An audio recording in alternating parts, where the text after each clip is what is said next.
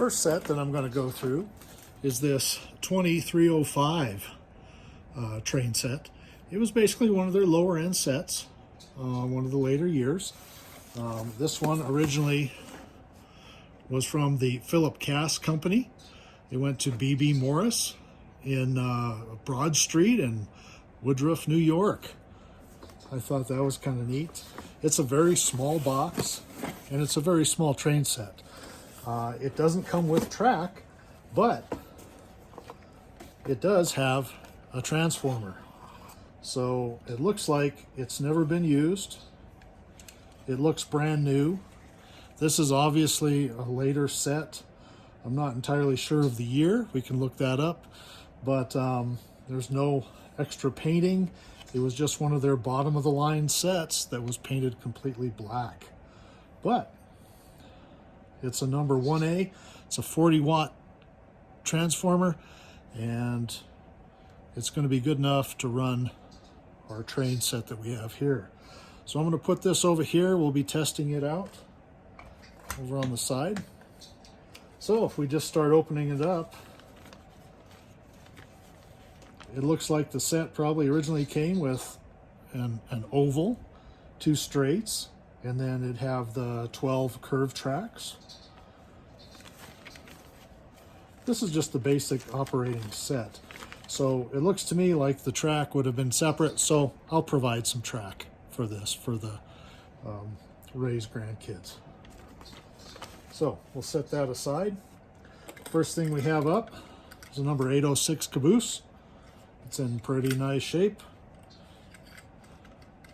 No lights or anything on it. It's the bottom of the line kind of a set, but it should work okay. So we'll set that on the track and get it ready to run. Next thing we have is a number 802 Illinois Central refrigerator car.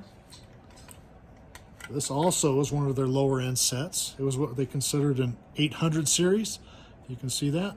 And so the 800 series cars didn't have operating doors. They didn't have steps.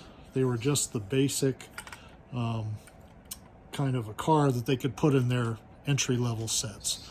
So that's what this one's all about. Put him on the track. Then we have, this is a diesel set. We'll show you that in a minute. It's the Baldwin locomotive, but they have instructions on how to service the Baldwin engine. I'll put that over there.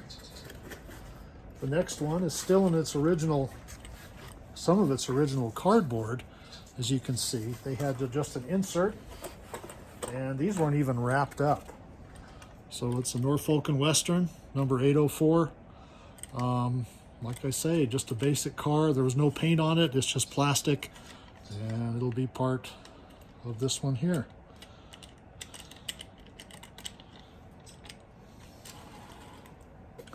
So now we take a look at the diesel. This is their 21800-355 Baldwin diesel. So that's kind of interesting that they put both numbers on there. So if we open this up, he is wrapped up. Now this isn't original paper, but it's been subsequently put in here.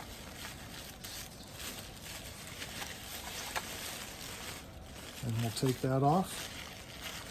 And it is a number 355. Very pretty shape. His horns on. Let's take a look at the wheels. They have traction. Well, no, actually he has traction tires on the back, if you can see those or not. And then the pickups on the front with the little bronze extra pickups. And it doesn't look like it's been run very much. It has been run a little bit, but we are going to hook it up and see if we can get it to run with its original transformer. And we'll hook all those. And so there we have, I'm going to push him back so you can see him a little better. And it makes for a nice little set. So stand by while I hook up the transformer, and We'll be right back. Okay, we've got our transformer hooked up and our train, and we're going to give it a try.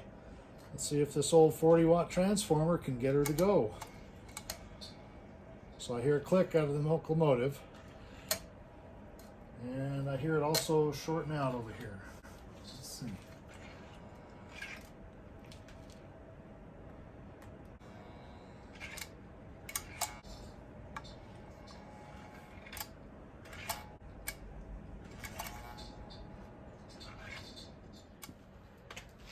So, when I first pulled this out of the box over here, it was not working. It would kind of click a little bit, and I was a little concerned the transformer was bad, but it's just been sitting for so long that I did some simple service on it, and I just want to show you if this happens to you and you've had a train that's been sitting for a while, all it might need is just a little bit of light oil, a little bit of grease, and I'm starting to like the Labelle a little more, but the old school oils and greases would work just as fine. And some of them, they even used Vaseline. So look at your American Flyer, manual to make sure you're using the right stuff. But I found these two work pretty good. I cleaned the wheels up with a kind of a Bright Boy, just a scrubbing pad. And it was real simple to take the body off the shell, or the frame off the shell. It's just one screw that goes into the end, and then it hooks into this little thing here. So areas to look at when you're doing this. I did replace a light bulb because the light bulb had burned out. Here on the reverse units, you want to, there's this little brass thing right here. There's a little rivet down in there that connects that. You want to reach down in there and rivet that joint. There's where it actually moves the cylinder here. There's two connection points on either side. You can put a little drop of oil on those. Underneath, you can oil that as well, but it's the whole thing. Anything that has a little drop will oil up a lot better, and it'll start working for you and at least get it going forward and backwards. On this particular locomotive, there's a part of one of their felt oiling points right here for the gears or for the bearings on these external gears. There's also another one over here on the back side of the motor. So I just added some Labelle 107 to those. I actually put a little bit of the 107, even though some people say you're not supposed to. I read it's okay, and it really did improve the performance of this engine. But I put it on the commutator underneath the little brass wheel under here. I just put a drop under there, and that seemed to help the electrical conductivity a lot. So the other thing I did that I'll show you, I took the 4 screws out of the bottom, and I just pulled the power truck off, and underneath all it is there's a main worm gear, and there's gears on top of these two wheels. So this is a Pullmore traction tire. This is your regular tire. This is where the pickup is, and it just goes into the truck. So I just added some Labelle 102 and kind of cleaned up the journals boxes. They had a little bit of gunk in there from way back, old oiling, and put a couple of drops of 107 in here, drops of 102 here and on the main gears. And I also took these off and cleaned these up with the Bright Boy and the contact and also the wheels, and then put another drop of oil in each of those journals, and it seems to be working pretty well. And if nothing else, that gets her going. So you can see light comes on. Oh, crash there. Well, we didn't want to do that, but anything to ruin the video, right? So we pushed him off again. But here, we're going to go forward.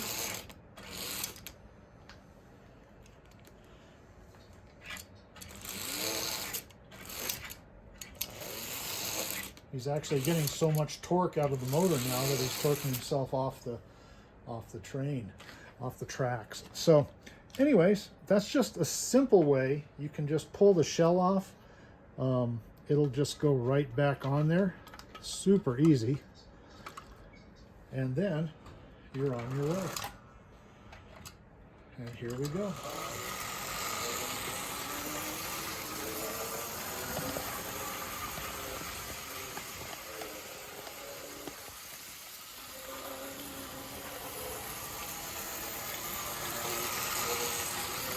And once again, you've got yourself an operational train, like brand new. So if you get one of these and it doesn't work right away, don't despair. Try a couple of things. Just add a little bit of oil. I found that works good. Don't over oil. And have fun running that train.